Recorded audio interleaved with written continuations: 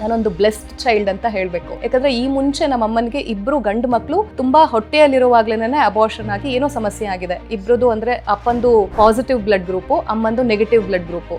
So medically ಈ ತರ difference ಆದಾಗ ಹುಟ್ಟಿದ ಮಕ್ಕಳು ಆದಷ್ಟು ಅವ್ರಿಗೆ ಸಸ್ಟೈನಿಂಗ್ ಕೇಪಬಿಲಿಟಿ ಕಡಿಮೆ ಇರುತ್ತೆ ಅಂತ ಹೇಳ್ತಾರೆ. ಹಾಗಾಗಿ ಈ ಮುಂಚೆ 2 ಗಂಡು ಮಕ್ಳುಗಳು ತೀರೋ ಹೋಗಿದ್ರಿಂದ ನಮ್ಮಮ್ಮ ತುಂಬಾ ದೇವ್ರುಗಳಿಗೆ ಹರಕೆ ಹೊತ್ತಿದ್ರಂತೆ, ಯಾವ್ದು ಮಗು ಉಳಿತಾ ಇಲ್ಲ ಅಂತ ಹೇಳಿ.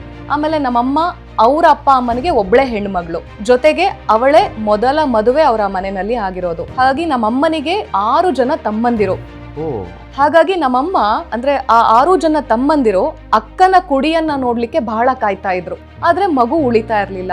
ಎಲ್ಲ ನಮ್ಮ ಅಜ್ಜಿ ಮನೆ, ನಮ್ಮ ಅತ್ತೆ, ನಮ್ಮ ಅಕ್ಕಂದ್ರು ಎಲ್ರು ಕೂಡ ಕಾಯ್ತಾ ಇದ್ದಾರೆ ನನ್ನ ಹುಟ್ಟಿಗೋಸ್ಕರ. ಹಾಗಾಗಿ ಅವರು ಸುಬ್ರಹ್ಮಣ್ಯ ಸ್ವಾಮಿ, ಆ ದೇವ್ರು ಈ ದೇವ್ರು ಎಲ್ಲಾ ಕಡೆಗೆ ಹರಕೆ ಹೊತ್ತು ಕೊನೆಗೆ ನಾನು ಹುಟ್ಟಿದ್ನಂತೆ. ಹಾಗಾಗಿ ನನ್ನ ಹೆಸರನ್ನ ಸುಬ್ರಹ್ಮಣ್ಯ ದೇವರನ್ನ ನೆನಪಿಗೋಸ್ಕರ ನಾಗಶ್ರೀ ಅಂತ ಹೇಳಿ ನಾಗದೇವತೆಯ ಒಂದು ಪ್ರತೀಕವಾಗಿ ನನಗೆ ಆ ಹೆಸರನ್ನ ನಮ್ಮ ಅಜ್ಜ ಇಟ್ಟಿದ್ದು ಆ ಹೆಸರನ್ನ. ಅದಂತರ ಹಾಗಾಗಿ ನಾನು ಬ್ಲೆಸ್ಡ್ ಚೈಲ್ಡ್ ಅಂತ ನನಗೆ ಯಾವಾಗ್ಲೂ ನನ್ಗೊಂದೊಂದು ಖುಷಿ ಇದೆ. ಯಾಕಂದ್ರೆ ಶ್ರೀ ಅನ್ನೋದು ಅವತ್ತು ಆ ಪ್ರಾರ್ಥನೆ ಇವತ್ತು ಇಡೀ ನಾಡಿಗೆ ಆದ್ಯಂತ ನಿಮ್ಮ ಜ್ಞಾನದ ಮೂಲಕ ಇನ್ನೊಂಥರ ಬ್ಲೆಸ್ಡ್ ಫೀಲ್. ಖಂಡಿತ ಅದು ದೈವಾನುಗ್ರಹ ಅಂತಲೇ ಹೇಳ್ತೀನಿ, ನಾನೇನು ಮಾಡಿದ್ದಲ್ಲ.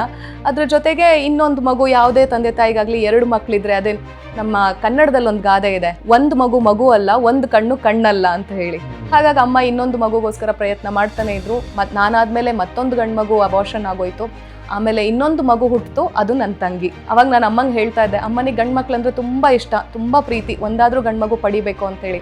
ಆದ್ರೆ ಈ ತರ ಮೆಡಿಕಲ್ ಡಿಫ್ರೆನ್ಸಸ್ಗಳು ಇದ್ದಿದ್ರಿಂದ ಗಂಡು ಮಕ್ಕಳಿಗೆ ತುಂಬಾ ಫೀಟಸ್ ಫಾರಮ್ ನಲ್ಲಿ ಇದ್ದಾಗ ಗಂಡು ಮಗುವಿಗೆ ಅಷ್ಟು ಸಾಮರ್ಥ್ಯ ಇರಲ್ಲ. ಹಾಗಾಗಿ ಅವು ಬೇಗ ಸತ್ತು ಹೋಗ್ಬಿಡ್ತವೆ. ಹೆಣ್ಣು ಮಕ್ಕಳಿಗೆ ಫೀಟಸ್ ನಲ್ಲಿ physically they are very capable. ಹಾಗಾಗಿ ನಾವು 2 ಹೆಣ್ಣು ಮಕ್ಕಳು ಉಳಿದ್ವಿ. V fight it. ಅಂದ್ರೆ ನೋಡು ಕನ್ನಯ್ಯ, ಹೆಣ್ಣು ಮಕ್ಕಳಿಗೆ ಹೋರಾಟ ಅನ್ನೋದು ಹುಟ್ಟಿದ ಪಾಯಿಂಟ್ ಇಂದನೇ ಶುರುವಾಗುತ್ತೆ.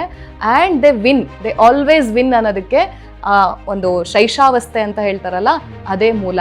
ಹಾಗಾಗಿ ನನ್ನ ತಂದೆ ತಾಯಿನೂ ಕೂಡ ಅಷ್ಟೇ, ನಮಗೆಲ್ಲ ತುಂಬ ಬಡತನ ಇದೆ, ನಮ್ಗೆ ತುಂಬ ಕಷ್ಟ ಇದೆಯಪ್ಪ ಅಂತೇಳಿ ನಮಗೂ ಕೂಡ ಅದು ಯಾವತ್ತೂ ತೋರಿಸ್ಕೊಂಡಿಲ್ಲ. ಅಷ್ಟು ಪ್ರೀತಿಯಿಂದ, ವಿಶ್ವಾಸದಿಂದ ಎಲ್ಲದಕ್ಕೂ ಪೂರಕವಾಗಿ ಬೆಳೆಸ್ತಂಥವ್ರು ನಮ್ಮ ಅಪ್ಪ ಅಮ್ಮ.